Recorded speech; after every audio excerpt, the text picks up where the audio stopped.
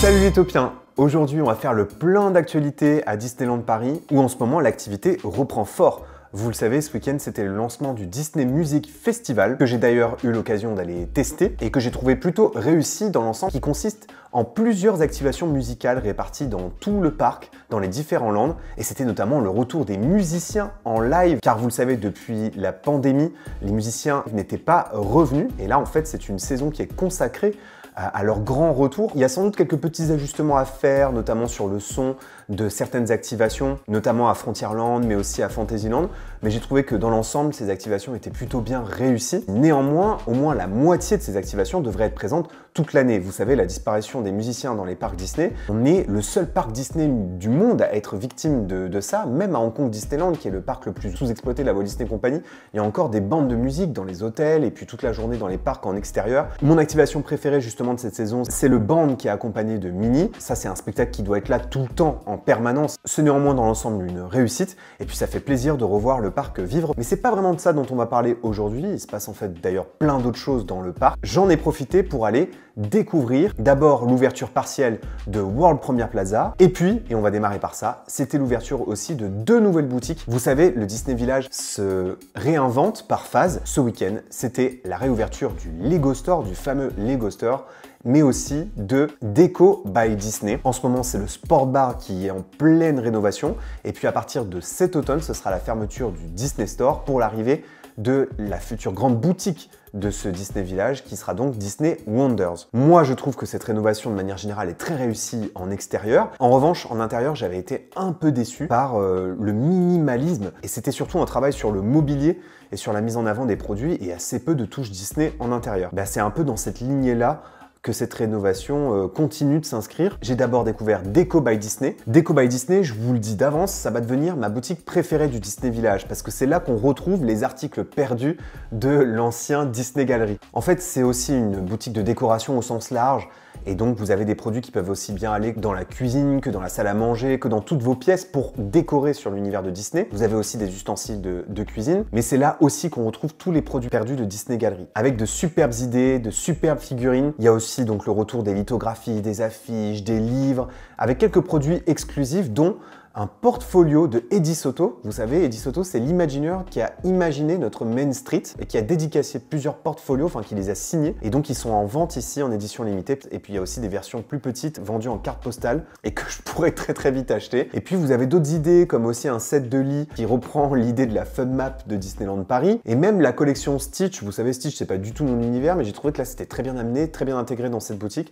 que je trouve vraiment réussi. Pour moi, c'est désormais ma boutique préférée ici au Disney Village. Après, en intérieur, comme toujours, je trouve ça plus faible que ce qu'ils ont fait en extérieur. C'est un travail essentiellement sur le mobilier et il y a encore moins de références à Disney que dans les 2 autres boutiques qui avaient ouvert plus tôt cette année. Ce qui m'amène donc au Lego Store, qui pour moi est finalement la boutique la plus Disney de ce nouveau Disney Village. Le Lego Store qui était déjà très populaire dans sa version précédente, mais qui là pour moi fait une transformation absolument réussie, d'abord en extérieur avec ce Mickey inspiré du classique d'animation Fantasia, dont la tête bouge et s'anime en permanence et qui est en Lego, avec aussi cette opportunité photo juste à l'entrée du magasin, qui est d'ailleurs en fait le coin le plus coloré, le plus kiddie, le plus Disney possible. Et en intérieur, alors là c'était l'émeute, une file d'attente, un monde de dingue en intérieur et des idées que j'aurais voulu qu'on retrouve dans les autres boutiques Disney. À commencer par les fameuses affiches des attractions Disney qui sont exposées en hauteur et qui sont exposées là en Lego. Elles sont refaites mais dans l'univers de Lego. C'est une idée pour moi qui est géniale et qui existe en plus dans les autres Disney Villages, comme par exemple à Shanghai Disneyland où vous retrouvez les affiches, y compris même des attractions de Disneyland Paris exposées dans l'équivalent de notre World of Disney. C'est ce genre de détails, d'éléments que j'aurais voulu voir dans les boutiques Disney. C'est fou de se dire que en fait la boutique la plus Disney de ce Disney Village, ce sera donc le Lego Store. On retrouve aussi la fameuse référence à Fantasia et à Mickey avec cette installation qui existait déjà dans la version précédente. Et puis il y a des ajouts comme des références à Star Wars mais aussi à Marvel avec cet énorme bac à Lego qui est entouré à la fois de ces statues. Alors oui, ok, c'est kitsch, oui, c'est très jouet et plastique puisque c'est le principe même de l'univers de Lego, mais j'ai trouvé ça fun et je me suis dit, si j'avais été un enfant, c'est forcément là que j'aurais adoré aller. Ce sera donc au Disney Wonders d'attirer un peu plus les enfants, mais on voit bien dans les premiers concept art qui ont été dévoilés que on va retrouver le même type de mobilier très minimaliste qu'on retrouve déjà dans les boutiques précédentes. Je voulais absolument aller voir aussi ce qui se passait du côté de World Premiere Plaza. Donc cette zone qui va connecter les worlds du futur Disney Adventure World, qui sera le nouveau nom du Walt Disney Studio.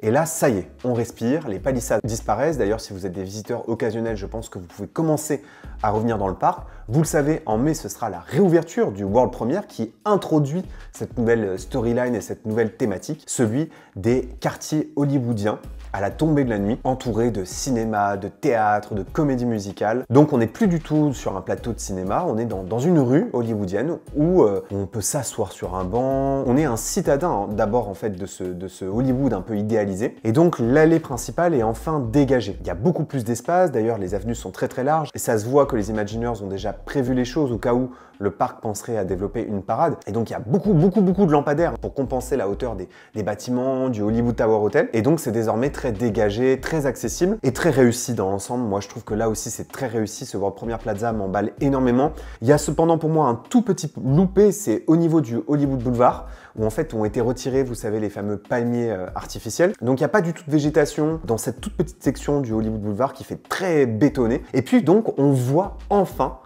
ce que verra le visiteur lorsqu'il s'avancera vers Adventure Way et lorsqu'il s'avancera vers le World of Frozen. Et on voit ce parc avec cette avenue qui n'avait jamais été percée et qui donnait simplement l'espoir qu'un jour peut-être elle le serait. Mais là, ça y est, enfin on peut s'y avancer et on peut voir au loin se dessiner le World of Frozen. D'ailleurs, on voit cette tour en fait qui se dégage au loin. Ça, c'est l'entrée de l'attraction. C'est en dessous de cette tour que vous aurez les fils single rider, les stand-by line et les fils fast pass. C'est ça qui marquera l'entrée de l'attraction et c'est donc vers là que le regard du visiteur ira. Vous avez aussi cette immense rosace dessinée au sol qui marque votre entrée dans Adventure Way. C'est à partir de là que vous y êtes et que les thématiques changent. On va quitter l'univers d'Hollywood pour rentrer dans ces jardins qui vont mettre en avant une architecture, vous savez, d'art nouveau, dans lesquels vous retrouverez l'attraction réponse, les jardins anglais, les chaises volantes sur l'univers de là-haut, et ce sera votre porte d'entrée vers les différents worlds. Les statues qui entouraient l'ancien cône, le chapeau de l'apprenti sorcier, elles ont été déplacées et elles ont été positionnées vraiment parallèles au Hollywood Boulevard et ça avait été montré tel quel dans le concept art d'origine. Et donc Mickey trône au milieu de toutes ces statues. Ce Mickey-là aussi marquait l'entrée en fait de l'ancien Toon Studio. Ce Mickey est entouré par toutes les statues des classiques d'animation. Je trouve que c'est une super idée et d'ailleurs ça marche très bien sur le public. Tout le monde se prend en photo avec l'apprenti sorcier et les figurines des classiques d'animation. En revanche, le parterre qui fait face à celui-là est pour l'instant vide. J'imagine qu'il y aura des taupières, des installations imaginées par les jardiniers du parc. J'aurais bien vu aussi Partners à cet endroit-là. Vous savez, il y a un autre aussi parterre qui est installé au bout d'Adventure Way. C'était là que j'imaginais la statue de Walt et de Mickey, mais qui en fait non, sera installée dos au World Premiere et dos à une fresque qui mettra en avant les univers du parc. J'ai besoin de voir le rendu final, mais je maintiens que c'était vraiment pas une bonne idée de le mettre là, dos à un mur. Et puis vous pouvez en ce moment vous-même voir comment sera disposé ce futur Disney Adventure World qui est donc dévoilé pour la première fois au grand public dans le parc. On annonce le nom de ce parc, les concepts, les shows, et cette maquette est enfin installée. C'est vraiment chouette de pouvoir voir ça. D'ailleurs, dans cette maquette a été intégrée la fameuse nouvelle attraction dont on avait parlé la semaine précédente, les fameuses chaises volantes d'inspiration Art Nouveau. Et puis, on devine aussi très clairement le World of Frozen. Vous le voyez, c'est un peu particulier le World of Frozen. Vous avez cet immense show building sur plusieurs étages, et puis vous en avez un qui est plus petit, qui est juste juxtaposé au château. Ce deuxième show building est censé faire croire au visiteur qu'il va pouvoir entrer dans le château et rencontrer les personnages du classique d'animation. J'insiste là-dessus parce que ça, c'est une exclusivité de notre land, ça n'existe pas ni à Tokyo ni à Hong Kong. Je me remarque aussi très nettement grâce à cette maquette que le World of Frozen est clairement plus étendu que celui d'Hong Kong, qui est beaucoup plus enclavé. Les allées semblent plus grandes, les espaces un peu plus larges pour circuler. On voit enfin la maquette de l'attraction Roi Lion qui m'a l'air gigantissime. Le show building est énorme et on a d'ailleurs beaucoup plus de détails sur le parcours de l'attraction. Il y avait un flou lors de la journée où ils ont partagé des concept art et des données techniques. On sait par exemple qu'il y aura une chute d'au moins 16 mètres. Et c'est pas la seule chute en intérieur. Au total, il y en a 3, exactement comme dans Splash Mountain. Probablement 2 en intérieur et la dernière, donc du coup, celle de 16 mètres en extérieur. Le rocher, lui, il culmine à plus de 37 mètres de haut. Ça va aussi considérablement impacter la skyline de Disney Adventure World qui jusque-là était très envahi par l'univers du Hollywood Tower Hotel. On a aussi une information technique qui est très importante. Le niveau d'eau va être adapté. Plus l'eau est haute, plus vous faites asperger, notamment lors de la chute de 16 mètres. Mais comme à Tokyo, ils vont ajuster la hauteur de l'eau pour ne pas être mouillé en hiver. C'est donc une attraction qu'on pourra faire toute l'année. Et puis, il y a une autre donnée qui m'a vraiment surpris, et donc pour moi, elle est à prendre avec des pincettes. Le parcours durerait presque un quart d'heure, donc soit 14 minutes. Ça me paraît énorme, ce serait un record dans les parcs Disney, une telle durée de parcours. Splash Mountain était déjà un peu plus long que les autres boat rides et les autres dark rides. C'était un parcours, si je dis pas de bêtises, de presque 10 minutes, soit un petit peu moins, soit un petit peu plus de 10 minutes, mais 14 minutes, ça me paraît énorme. Il y a 3 personnes par rangée, alors l'attraction aurait une très grosse capacité. Le permis de construire, il a été annoncé par Delper Works, il a été déposé et les travaux débuteront bien cette année, probablement à la fin de cette année. Et pour la période d'ouverture, à ce stade, il n'est pas intéressant d'en parler. Et voilà pour cette vidéo qui était dédiée aux actualités à Disneyland Paris. Et c'est très agréable de pouvoir à nouveau rentrer dans un Walt Disney Studio qui n'est plus en travaux. On se reverra d'ailleurs pour traiter ensemble de l'ouverture du World Premiere. Avant ça, il y aura aussi quelques petites surprises sur la chaîne et ailleurs. D'ailleurs, restez bien connectés aussi sur Instagram pour suivre ça. Merci d'avoir regardé cette vidéo les Taupiens. N'oubliez pas que vos rêves sont éternels. Bye!